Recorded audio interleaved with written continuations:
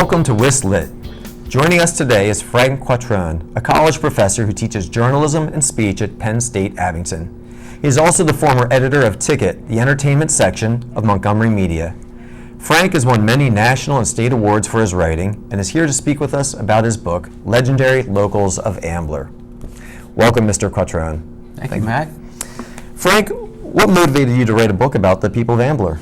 Well, when I was the editor of Ticket, the entertainment section for the Montgomery Media, I covered so many openings in Ambler. Restaurants like the Terra, Trax Restaurant, which was one of the first, plus the theater, Act Two Playhouse, and when Ambler Cinema reopened, I covered that. And I just fell in love with the people and the spirit of the community. It reminded me a lot of where I grew up in South Philadelphia. So your work gave you a strong connection with the town? Right, exactly. And when you say it, you felt there was a connection between Philadelphia and Ambler. What was the nature of that connection? Italian American. Yeah. I grew up in an Italian-American enclave. I hardly knew there was anybody who wasn't Italian until I was about 6 years old, and I saw some Jewish people in the neighborhood, some African-Americans, and it was really a revelation to me. Everybody spoke Italian. And learning about Ambler's history, I discovered there was a strong Italian-American community here. A lot of people were brought in from Italy to build Ambler in the 1890s and the first decade of the 20th century. So I saw evidence of that just driving around Ambler and neighborhoods up past North Street and so on. Looked like my hometown, South Philadelphia. So tell our viewers a little bit about the book itself. So it's called Legendary Locals. Right. And just tell us basically the idea behind the book. Well, I like this imprint from Arcadia Publishing because it actually gives people who are still alive and functioning and creating and producing an opportunity to be in the limelight. They're not historical figures like Mary Ambler and Doc Madison who helped build Ambler, but they're still continuing to build Ambler and make it a community that people love coming to. That's what Legendary Locals is all about. It's an opportunity for people who are still functioning and creating the pulse of the community. As I was reading the book, I saw you do include Mary Ambler and some of those Right. historical figures in there. How did you decide who to pick? Like, who made the cut, who didn't make the cut? How did you make those decisions? Well, I knew some of the historical figures from my first book, which was Images of America, Ambler. And so I knew about Mary Ambler and Keesby and Madison. I knew about Judge Ditter and some of the people who were prominent in the 50s, 60s, and so on. But I started contacting people that I know from Ambler, like Bernadette Doherty, who founded Main Street Ambler, and Richard, Bill Strasberg, who was the founder of the Ambler Gazette and Montgomery Media publishing empire. I talked to him, did 2 interviews with him, and he suggested all kinds of people that I should talk to, even businessmen like Dan Ritter. I met him at the Ambler Rotary meeting. I was invited there to talk about my book in hopes that the Rotarians would suggest people to include in the book. And I discovered that many of the Rotarians belonged in the book, like Dan Ritter. By the time I finished talking with Dan, I realized that he belonged in the book too, and he's making suggestions about this electrician and that banker, like people like Martin Brown, who was the president of Ambler Savings Bank for a long time until last year.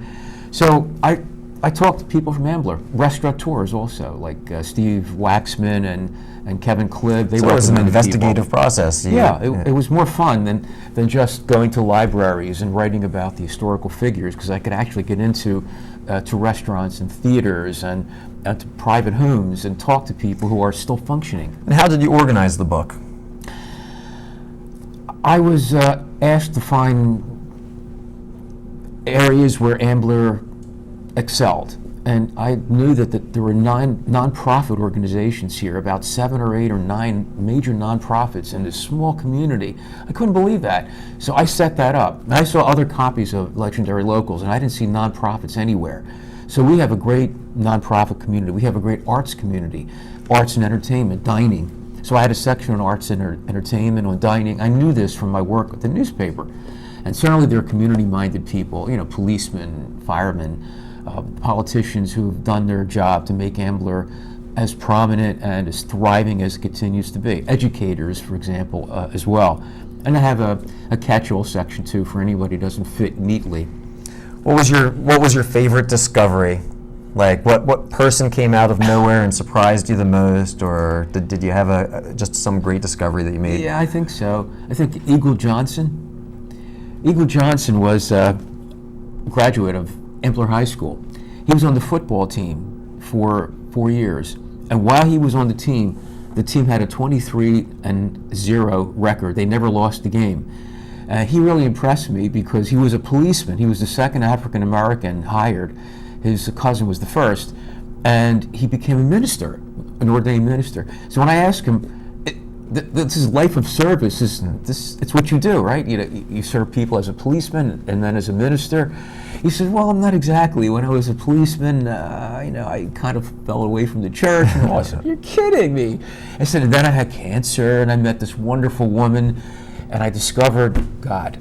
And so he was such a colorful character. I enjoyed talking with him. I remember reading that story. Yeah, that was a great story from the book. He's a great guy. He's right here in the cover. Did you geographically limit yourself? Did you say they had to be from within the bounds, or would you sneak outside the border if you had to? I snuck outside a little. I have a couple of people from Fort Washington, from Drescher, like Michael Way. But they had a connection, an Ambler connection. Exactly. Right. So I kept it to people who do work in the Ambler area or who do work from the Ambler, like Michael Way. He's an Asian. He's from Taiwan. He owns 4 phenomenal restaurants, and he lives in Drescher, just a couple of blocks away from the border of Ambler. So I had to include him. Sure. When we come back, we'll speak with Frank about his writing process.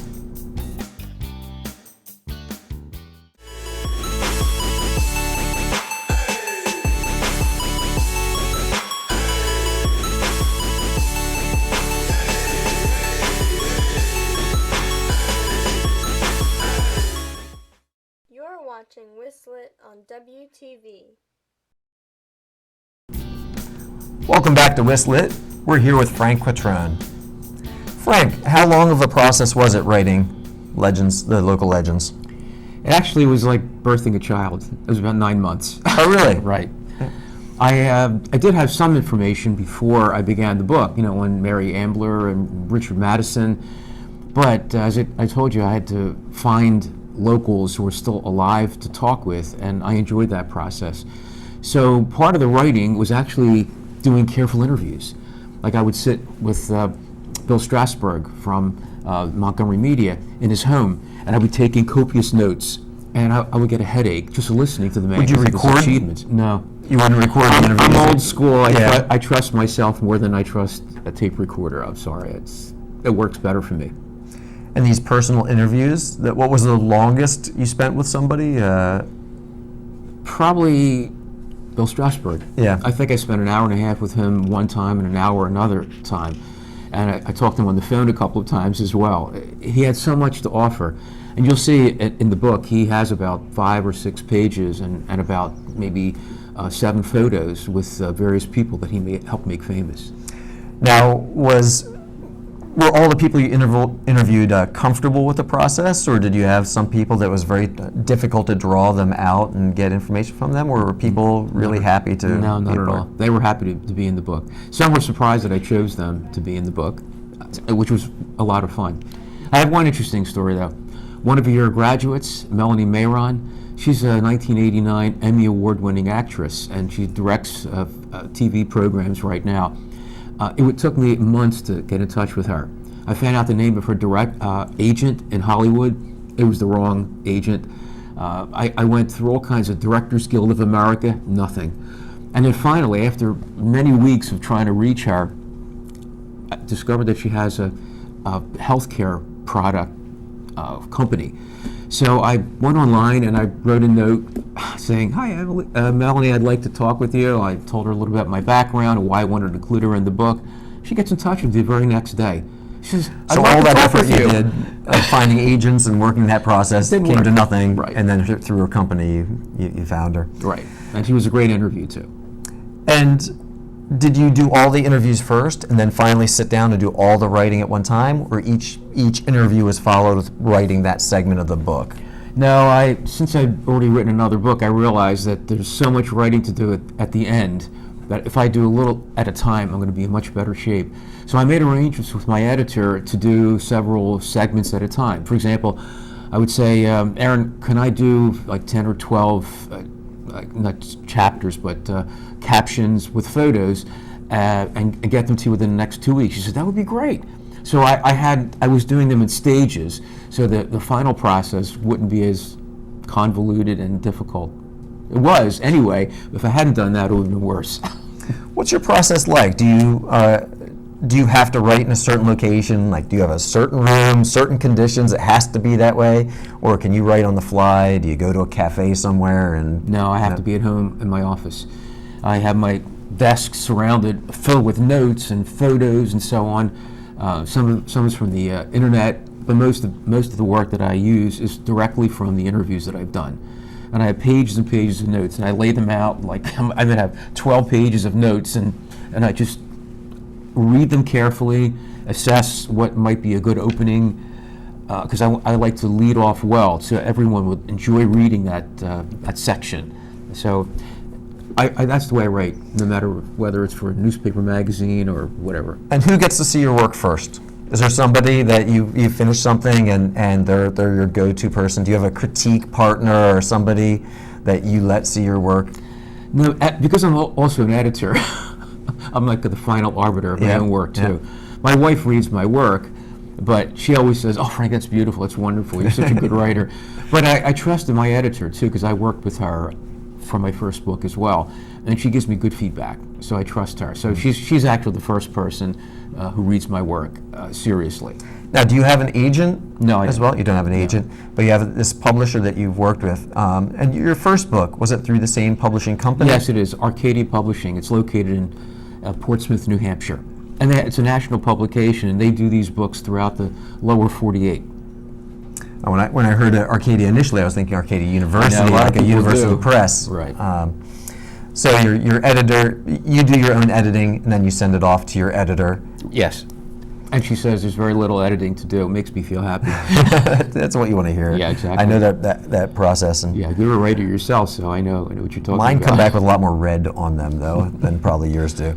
And then once it's published, what's your plan then? What do you do as your next step? Well, I used to teach at Rosemont College, also in the graduate program, and I created a course called Marketing of the Book. And the reason my first book did so well, it's in the second printing and it's still selling after 11 years, which makes me crazy. I can't believe that people are still buying that book. I have to contact different organizations and individuals and ask them if they'd be interested in having me come in to do a book signing. So I've been to Zake's Cafe in Fort Washington. I've been to the Ambler Cinema. I had fun Sunday. I was at the Act Two Playhouse. Went to catch According to Goldman, and then Tony Braithwaite, after the performance, said, "By the way, we have a nice gentleman in our audience. You'd love to meet him. He's a great guy and a fine writer. By the way, I'm in his new book, Legendary Locals of Ambler. So let me bring him up to the stage." He brought me up to the stage, and I got a round of applause. It was like surreal.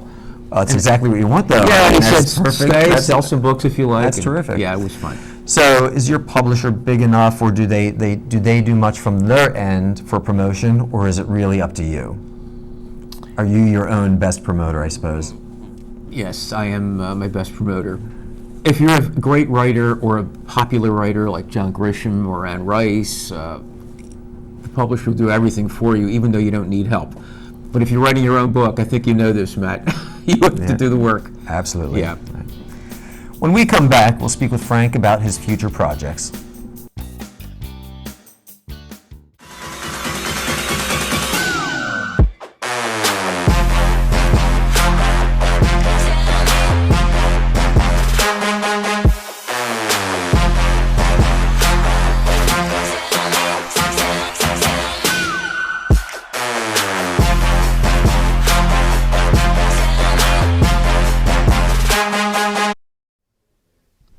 You're watching Wisslit on Welcome back to Wisslit. We're here with Frank Quattrone.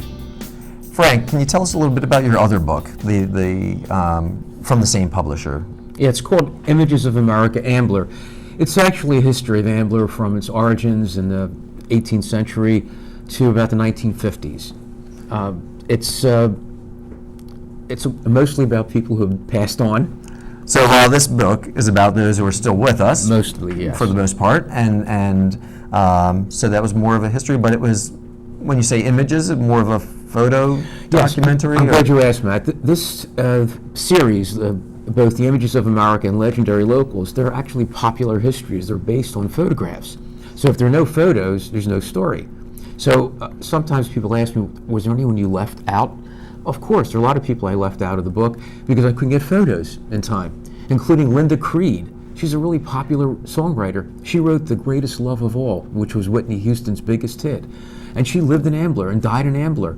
I can't get a photo of this woman. I tried to reach her husband. I found out indirectly that he had passed away also. But there are a lot of people that could be in a book like this. So, but they're like photo histories, and that's what makes them so interesting, because you can see what the people look like. It's not just dry history.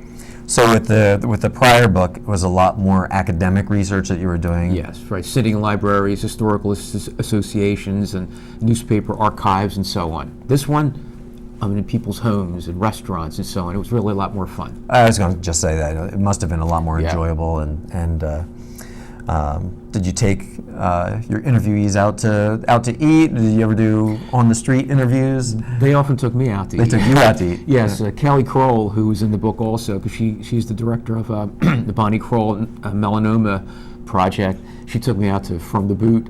We had a nice meal outside, and then the police chief, Bill Foley, walks over and he says, "Frank, what are you doing here?" I said, "Bill, I'll do your interview later. I'm doing one right now." And so he's in the book. And it was fun. There were different locations like that. So what was the reaction like when the book came out?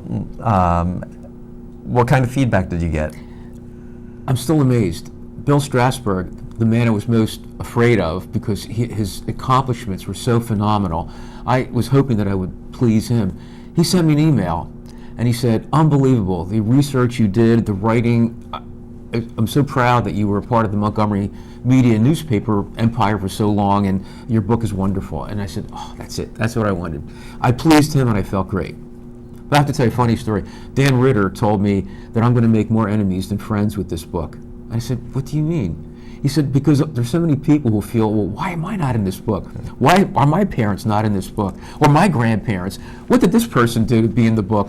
He only owns a restaurant in Fort Washington." So have you received some of that kind of feedback? No, Oh, good. I'm really pleased that Dan was wrong. After the fact, have you thought to yourself, "Oh, I missed that one"? Have you had a couple of those? Well, Linda Creed was one, was the and big one. I found out about her pretty late in the process. Rick Denzine and Deborah Lee, who are musicians and musical artists who live in Ambler, they told me about Linda. I had no idea. Did you know that Johnny Mathis used to come to Ambler just to talk to Linda Creed because he had a lisp, and he wanted a songwriter who could write songs for him that minimized his lisp. So he would come And to she Ambler, was the one. and she was the one, and nobody knew he was here. It was always private. That's one of the anecdotes that in my book that appears without a photo, because I'm still looking for a photo of Linda Creed, and I'll find it maybe for the next book. And what is that? What is the next book? What do you want to do? Well, I'm hoping that this book is successful enough to do a sequel, because they asked me at Arcadia to do another Images of America on Ambler. They thought a second volume would be A second worthwhile. Ambler volume. Yeah. Not a different town, but No, a second Ambler, because the first book is still selling after That's 11 great. years. Oh, that's wonderful. I didn't want to do it though because it takes a lot of photographs. It takes 180 to 220 photos for each one of these books, and they're not easy to come by. This one is easier because some people are still alive and I can take out my camera and get photos. My wife can take photos and so on. So I may do another volume, but I also have a book in mind on Penn State Abington, where I also teach part-time. They also have a college series. I went to Villanova, graduated from Villanova. I love Villanova, and I approached them about doing a book, and they said, "Nah, not interested. It's been done." I said, "Oh my God, I can't believe it." Penn State Abington's another matter. I think they'll be really thrilled. I enjoyed when I was reading. I saw my friend John Conahan in my here, buddy, right? yes. Right, a Wissahickon teacher who made it in there. So that was awesome. I ask every author that comes in about favorite moments as an author, whether it was with this book or another book. Like, what's been your favorite moment as an author? Sitting down with Willie Nelson in his trailer outside the Keswick Theater after a spectacular performance and watching him come over to the table, which was filled with newspapers, ashtrays, and so on. I needed some room for my tablet and a tape recorder, which didn't work, by the way. And there's one ashtray with a half-smoked joint in it. Willie Nelson. And Willie came over and he saw it and he picked it up and he put it somewhere else. Because that wasn't his. No, it was not his. Yeah, No. that wasn't And he his. sat down like this, like a little kid had been caught with his hand in the cookie jar. And I said, Willie, what a great show tonight. Your guitar playing was amazing. Everyone was talking about it. He says, really? I said, nobody knew that you played leads. What? And I gradually, all those lines in his face eased up and he became more relaxed. And he started telling me stories about his problems with the IRS and the traveling stories, because I didn't ask him about the joint. Who cares? Sure. I don't care about that. Everybody knows. I care about his music. And so he was such a fun interview to talk to. And when we finished, he said, is there anything I can do for you? I said, well, Willie, my wife is a greater fan of yours than I am. He says, okay. And he put one of his photos up, and he said, what's your wife's name? And he wrote, Dear Eve, love Willie. And my wife was ecstatic. I loved talking to him. He was so great. And years later, I interviewed his daughter, too, who's also a singer, but not a very good one compared to her father. Yeah. But it was fun. That's an awesome moment. Yeah. I mean, that's a great memory, and It was appreciate you it's sharing an that. eye-to-eye interview. Yeah. That made it so much more fun. I did thousands on the phone, but only a handful in person. Well, Frank, thank you very much for coming, My being pleasure, with us Matt. Great talking today. to you. To all of you, please come back and join us for the next installment of Wisslit.